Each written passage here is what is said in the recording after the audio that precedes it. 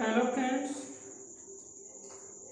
आज क्लास 10 का फिजिक्स का चैप्टर नंबर 2 शुरू करने जा रहा हूँ, जिसका नाम है रिफ्लेक्शन ऑफ लाइट अर्थात प्रकाश का अपवर्तन। रिफ्लेक्शन ऑफ लाइट, प्रकाश का अपवर्तन।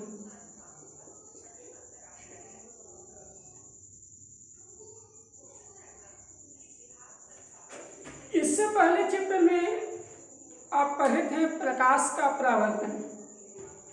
जैसे प्रकाश के परावर्तन का मतलब होता है किसी दृढ़ सतह से प्रकाश को टकरा कर लौटना।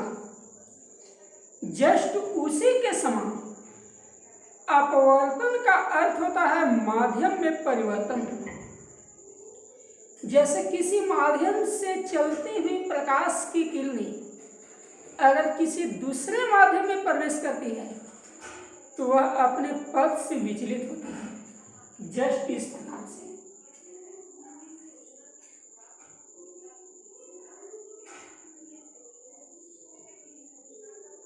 ठीक है।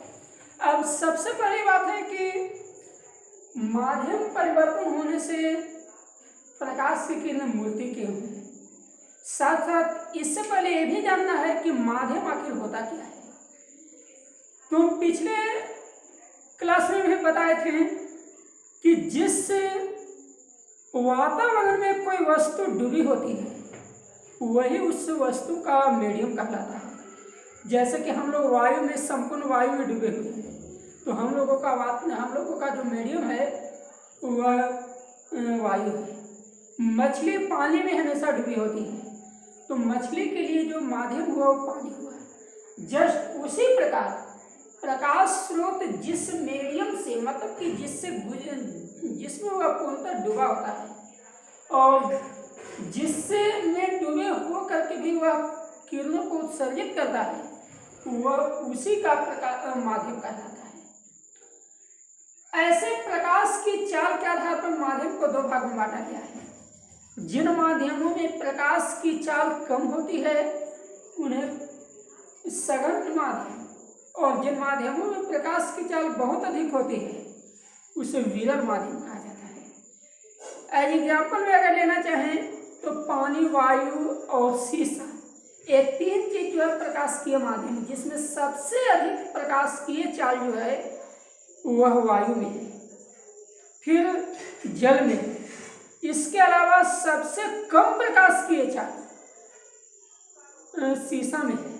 तो इससे हम कह सकते हैं कि शीशा एक सघन माध्यम है, पानी विरल माध्यम है और वायु जो है अत्यंत विरल माध्यम है।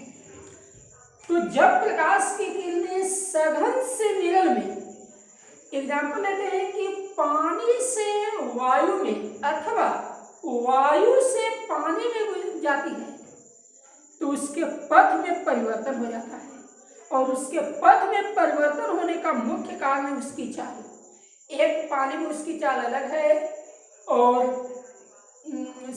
वायु में उसकी चाल अलग है। उनकी चाल अलग होने के कारण किरणें जो है सो अपने पथ भ्रष्ट हो जाती है, मतलब कि अपने पथ से विचलित हो जाती है, और इन्हीं संपूर्ण घटनाओं को प्रकाश का अपवर्तन कहा जाता है। तो प्रकाश के अपवर्तन को हम सिंपल शब्दों में कह सकते हैं कि किसी स्रोत से चलती हुई प्रकाश की किरणें जब किसी दूसरे माध्यम की सतह में प्रवेश करती है तो वह अपने वास्तविक पथ से विचलित हो जाती है। इस घटना को प्रकाश का अपवर्तन कहा जाता है। अलग शब्द में हम ये भी कह सकते हैं कि प्रकाश के किरणों का माध्यम में होने वाला परिवर्तन प्रकाश का अपवर्तन कहलाता है।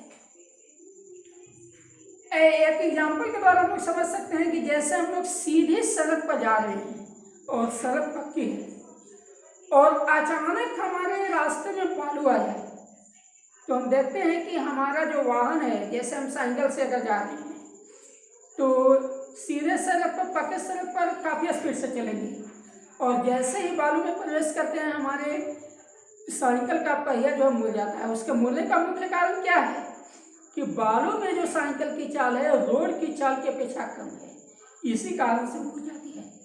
यही बात प्रकाश के अपवर्तन में भी लागू होती है कि सघन माध्यम में चाल कम और विरल माध्यम में चाल ज्यादा होती है, जिस कारण से जब प्रकाश की किरणें सघन से विरल में जाती है तो चाल कम से अधिक होने के कारण वह अपने पथ से मुड़ जाती है, और जब विरल से सघन में जाती है तो जस्ट यही बात कि उसका चाल अचानक घट जाने के कारण उसका पथ जो है वह मुड़ जाता है।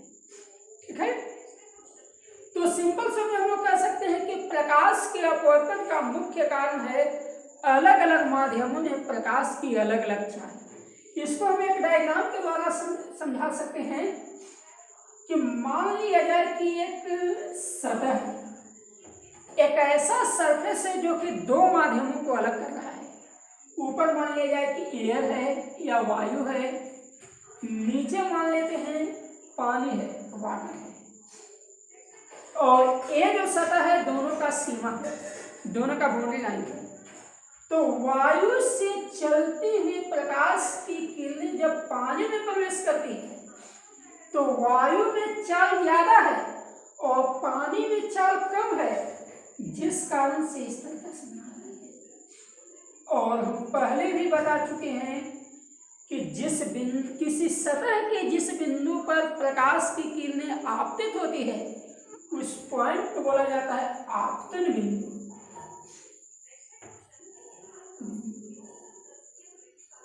और आपतन बिंदु पर जो अभिलंब डाला जाता है या जो 90 डिग्री बनाती हुई जो लाइन होती है उसे अभिलंब कहा जाता है। अभिलंब तो हम लोग देख सकते हैं कि अभिलंब और आपतित किरण इसके बीच कुछ एंगल बन रहा है, और जो किरणें दूसरे माध्यम में प्रवेश करेगी उसे नाम दिया गया अपवर्तित किरण।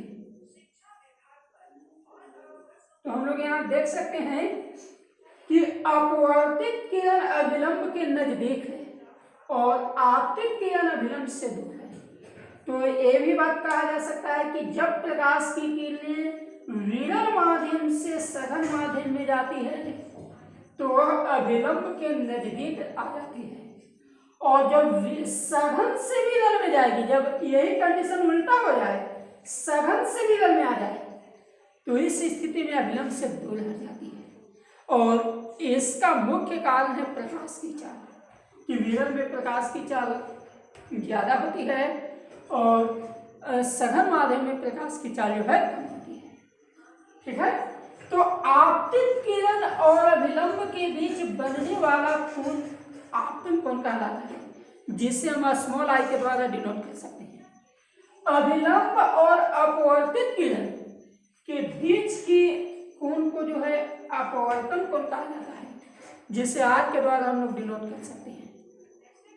अब रही बात की प्रकाश की किरणें अपवर्तन किन परिस्थितियों में होगी, किन परिस्थितियों में यह अपवर्तन आंशिक होगी, किन परिस्थितियों में अपवर्तन नहीं होगी। तो हम लोग देख सकते हैं यहाँ कि प्रकाश का अपवर्तन तभी संभव है जब दोनों माध्यमों में प्रकाश की चाल का गमन संभव हो, जिसमें दोनों माध्यम प्रकाश किए हो। एक माध्यम में प्रकाश की चाल कम और एक में प्रकाश की चाल ज्यादा हो, तभी प्रकाश का अपवर्तन संभव है। जैसे आपसे अगर पूछा जाए कि क्या दीवार से प्रकाश का अपवर्तन संभव है, तो दीवार से प्रकाश का अपवर्तन संभव नहीं है, क्योंकि दीवार से प्रकाश किरणें अंदर प्रवेश नहीं कर सकती, पारदर्शी नहीं है। यही अगर शीशा का दीवार लगा दिया जाए तो वहां प्रकाश का अपवर्तन संभव है, क्योंकि शीशा में प्रकाश का गमन संभव है। इसके अलावा हम कह सकते हैं कि अपारदर्शी वस्तुओं में प्रकाश का गमन जो है संभव नहीं है। अपारदर्शी वस्तु से प्रकाश का अपवर्तन नहीं हो सकता है।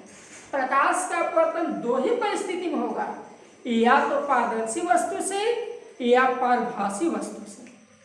तो ये है था आपको प्रकाश के अपवर्तन।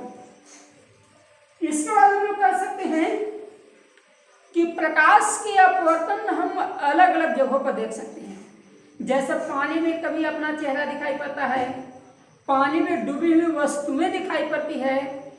इसके अलावा आकाश में हम देखते हैं तारे टिमटिमाते नजर आते हैं, दूर रखी हुई वस्तु छोटी दिखाई पड़ती है। इन सभी कारणों का मुख्य घटना जो है प्रकाश का अपवर्तन है।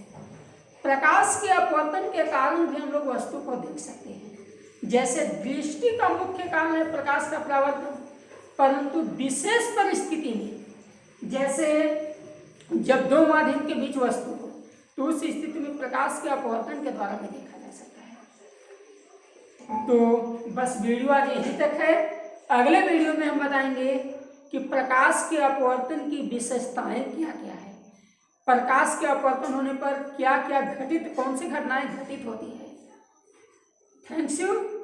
और एक आवश्यक सूचना, इस चैनल को सब्सक्राइब करें और अपने सभी दोस्तों के पास भेजें और आने वाले सभी वीडियो का लाभ उठाएं, ताकि इस लॉकडाउन की स्थिति में जो पढ़ाई पठन पाठन क्रिया में जो क्षति पहुंच रही है वो क्षति नहीं हो।